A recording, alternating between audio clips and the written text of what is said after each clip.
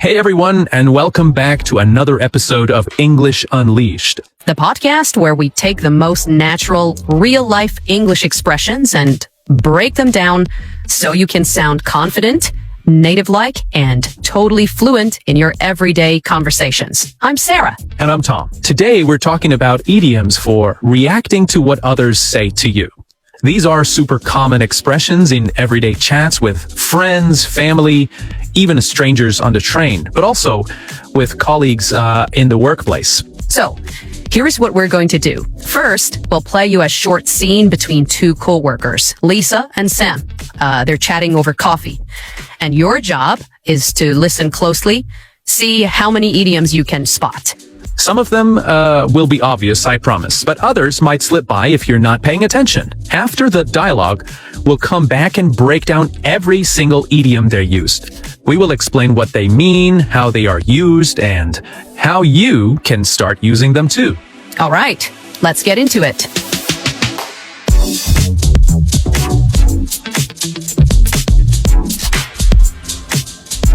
I'm really glad this week is over. It felt long and, honestly, a little frustrating. Yeah, same here. I thought this week would be calm, but there were so many small problems and a few awkward moments too. Tell me about it. What happened? Well, do you remember John from the finance team? Yeah, of course. So, we were in the meeting on Tuesday and I was explaining the new software update. John sat there acting like he didn't understand any of it. He was asking questions he already knows the answers to. Wait, doesn't he already use that software? Exactly. He trained me on it when I joined the company. He knows it inside out. Wow, you could have fooled me. He really acted like he had no idea. And that's not the only strange thing. Carla keeps playing loud pop music from her speakers every single day at lunch. And it's not even recent music. It's from the early 2000s. Really? I don't know what to say. There is no accounting for taste, I guess. Everyone has their thing. Yeah, but headphones exist for a reason. Hey, are you still thinking about leaving the event planning committee? Yeah, kind of. I've been handling most of the work alone, and now they want me to organize that team building day and the monthly birthday celebration. If it gets worse, I might quit the committee. That's a lot. Do you have a backup plan? Well, yeah. If all else fails, I'll just focus on my regular job and let someone else deal with the events. I can't do everything. Yeah, makes sense. You've already done more than enough. By the way, did you end up voting in the office feedback survey? Yes, but it wasn't easy. Some of the options were really bad, especially the ones about longer work hours in exchange for extra vacation days. I didn't like any of the choices. Yeah, I know. I didn't love the choices either. But I picked the one that seemed slightly better. You know, the lesser of two evils. That's what I did too. It felt like choosing between two things you don't really want. Oh, and congratulations on presenting the client report today. You did well. Thanks, but it wasn't even supposed to be me. Kevin was supposed to do it. But this morning he said he wasn't feeling well and the manager asked me to step in. I didn't have much time to prepare. Really? You looked confident. Honestly, I didn't plan to present, but Kevin stepped back. The manager looked at me. I said I could help. And then, one thing just led to another. And suddenly I was in front of the whole team. But I think you handled it really well. Maybe, but I still feel embarrassed about what I said to Julia yesterday. We were chatting during lunch and I said her presentation was better than I expected. Oh no, did you take it the wrong way? Yeah, she didn't say anything, but her smile disappeared. I tried to explain, but I guess it was too late. I meant it as a compliment. That's one of those moments where you'll never live it down. Exactly. I'll probably be thinking about that for weeks.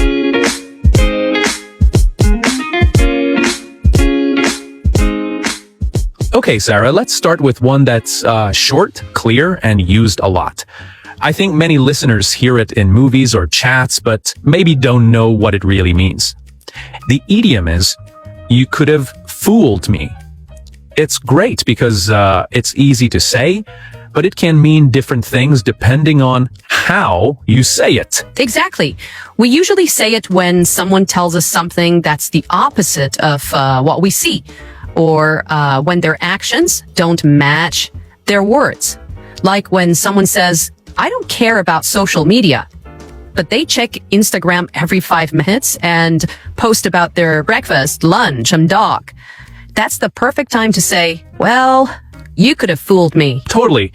What I like about this idiom is how flexible it is. It can be funny, light, or even a little sarcastic. It can also be a nice thing to say. Like if someone says, I'm not good at public speaking, and then they give an amazing speech, clear and confident, you can smile and say, you could have fooled me. It's just like saying, wow, I didn't expect that. You were great. Yeah, and how you say it is really important. You can say it in a fun way with friends, or use it to gently point out when someone's words don't match their actions. But you can also say it in a stronger way if you're annoyed or think someone isn't being honest. So sometimes it's friendly, and sometimes it's a little sharper. True. I've used it in both ways. I remember in my first year at work, there was a guy who always said he was super low-key and didn't like attention. We believed him until he planned a huge birthday party for himself with a theme, dress code, photographer, and even gave a speech about himself. I turned to a coworker and said, wow, he could have fooled me. We laughed so hard. It was nothing like what he said he was. I've had similar moments too, especially when people act like they're not good at something. Like someone says, I'm bad with tech. But then they fix the printer, connect all the devices, and install new software like it's easy. That's when this idiom just pops out. It shows surprise, but also a bit of praise. Yeah, sometimes it shows respect too. But to our listeners, you should be a little bit careful because how you say it matters. If someone says, I was being rude after they were rude, and you say, you could have fooled me, it sounds sarcastic. It's not nice, actually. Exactly. It depends on who you're talking to and the mood. With friends, it's usually fun and light. But in more serious situations, it might sound like you're calling someone out. So you need to be careful.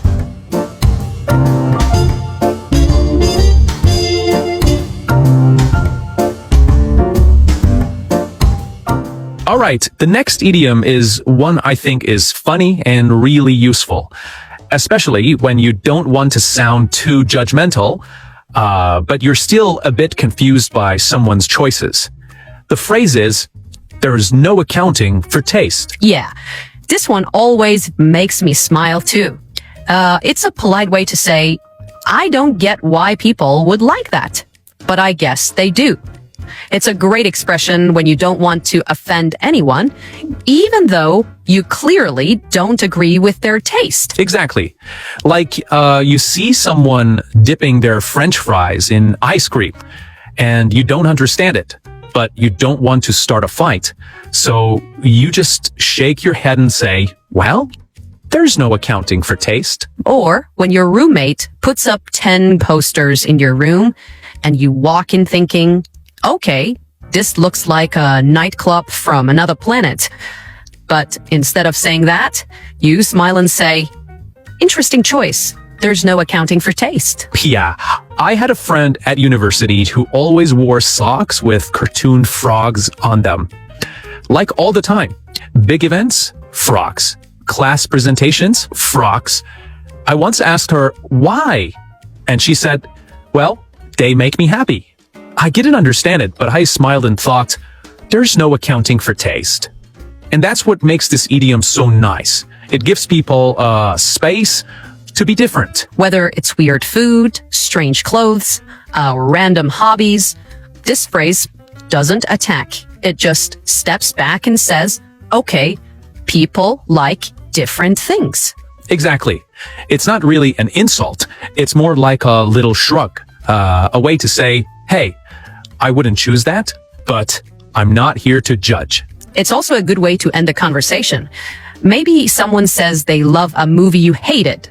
Instead of starting an argument, you just smile and say, well, there is no accounting for taste. Done. No drama. So, if you're learning English, this is a great phrase to learn. It helps in awkward moments. It sounds polite, and it lets you disagree without being rude. Yeah, and native speakers use it all the time. Sometimes seriously, sometimes with a smirk. It all depends on your tone. Once you get used to it, it's a fun little phrase to use in conversations. So next time someone says they love pineapple on pizza and spaghetti on toast, you'll know what to say, right? Just smile, take a breath, and say, well, there is no accounting for taste.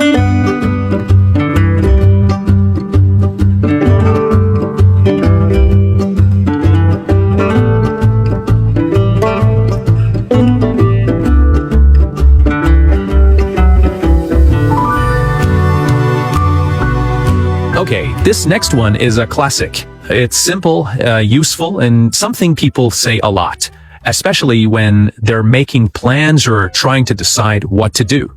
The phrase is, if all else fails. Yes, and I really like how easy and practical this one is.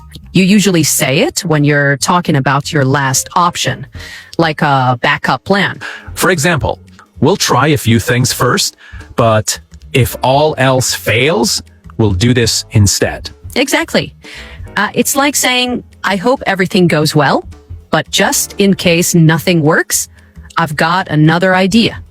I feel like this happens all the time in life, right?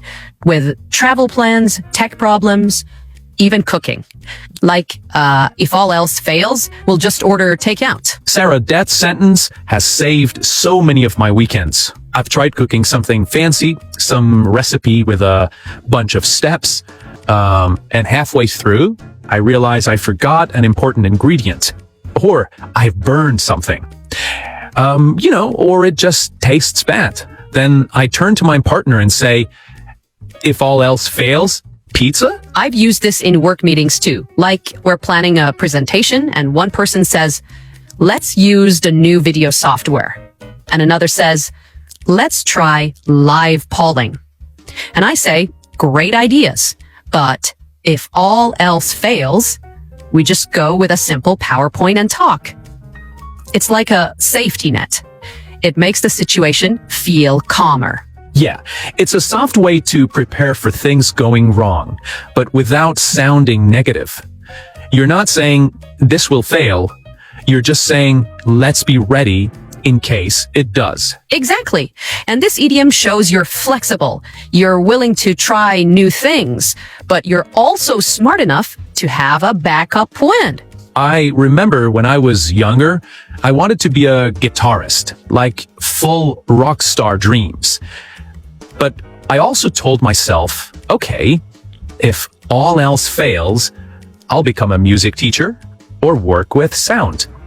That way, I still chased my dream, but I wasn't afraid to fail. I had another plan. That's a great example. And for language learners, this is such a good phrase to use in everyday life. It's short, friendly, and makes you sound calm and practical. Yeah, it's not a flashy idiom, but it's super real. It shows you're thinking ahead, but you're not stressing out. So, the next time your train is late or your laptop breaks, just take a deep breath and say, well, if all else fails, and move to plan B. Hopefully, plan B includes pizza. It usually does. All right, next up, a phrase we use when both choices are bad, but we still have to choose one. Let's talk about the lesser of two evils.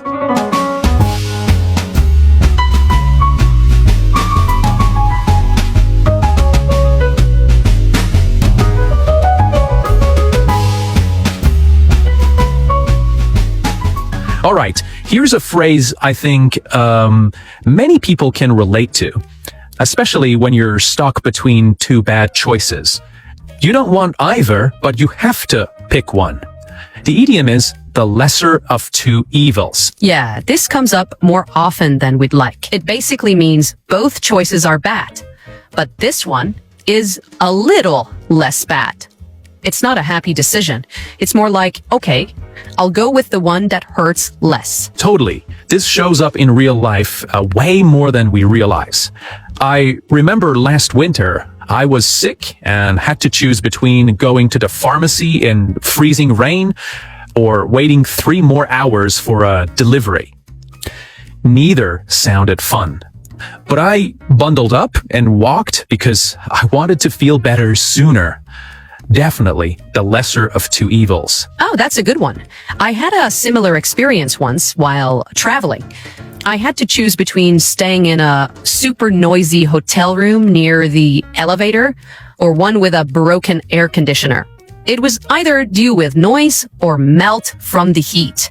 I picked a noisy one. At least there was a fan. That was definitely the lesser of two evils. Ah, those choices are rough. But yeah, this idiom really fits those situations where you don't like either option, but you just have to pick the one that's a bit more manageable. And it's not just for small stuff. You hear it in bigger talks too, like in politics or business decisions, or even in relationships. People say, I don't love either option, but I'll go with the lesser of two evils. It's how people make tough calls when there's no perfect solution. Yeah, and this phrase really shows that feeling, the quiet frustration, the I wish I had better choices vibe. It's about being realistic, not hopeful. And I think that's why it feels kind of mature. You're not chasing perfect outcomes. You're just trying to handle the situation the best way you can. One thing I'd say to learners, don't use this idiom for fun choices. It only works when both options are not great, like 2 boring jobs or 2 difficult tasks. Right. No one says I had to choose between cake and ice cream, so I picked the lesser of two evils. That's not a hard choice. That's just dessert. Yeah, exactly. But when it's like doing laundry or cleaning the bathroom, and you have to do one, you choose the lesser of two evils and just get it done. And sometimes just saying the phrase out loud makes it a little easier. Like you're telling yourself, yeah, this is annoying, but I've got to get through it. So, next time you're stuck with 2 bad options, just know you're not alone. We've all been there. Take a breath, choose the less awful one and say, well, this is the lesser of two evils. All right, let's move on to something a bit more fun. Next up is an idiom about how one small thing can lead to a bigger situation. Let's talk about one thing just led to another.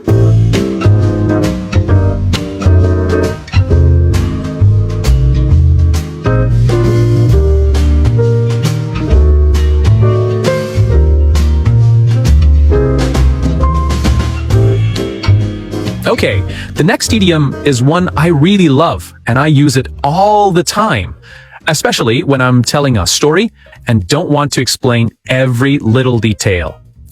The phrase is, one thing just led to another. Yes, this one's a classic. It's like a best friend for anyone telling a story. You use it when things happen step by step. Kind of by accident. You're not lying, you're just skipping a few parts.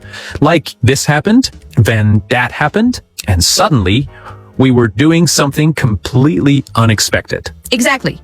Like the other day, I just wanted to pop into the supermarket to get some milk. That was the whole plan. But then I saw a friend I haven't seen in ages.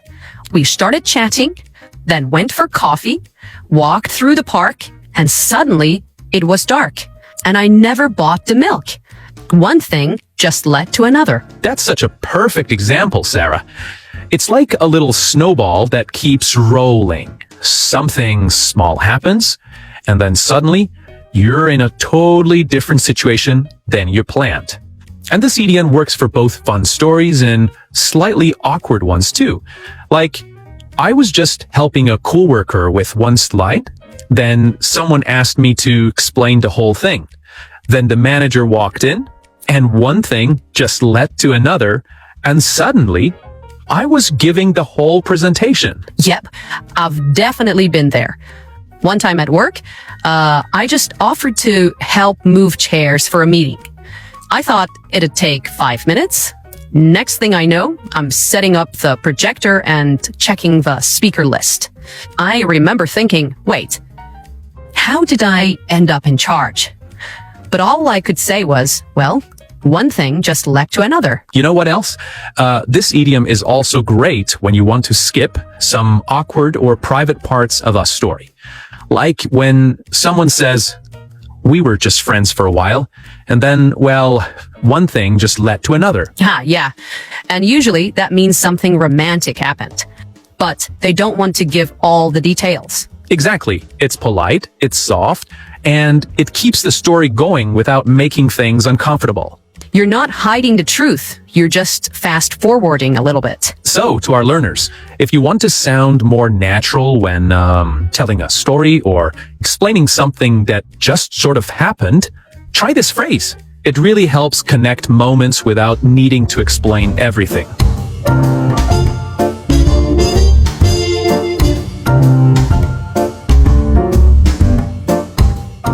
All right, next stop is one of those idioms we use when something really embarrassing happens. Something you just know people are going to remember. Maybe not forever, but long enough to make you cringe. The idiom is, I'll never live it down. I've got so many stories for it. And the funny thing is, when people say it, they're usually half joking and half like, I seriously want to disappear right now. You say it when you've done something silly, awkward, or badly timed. And you know people won't let you forget.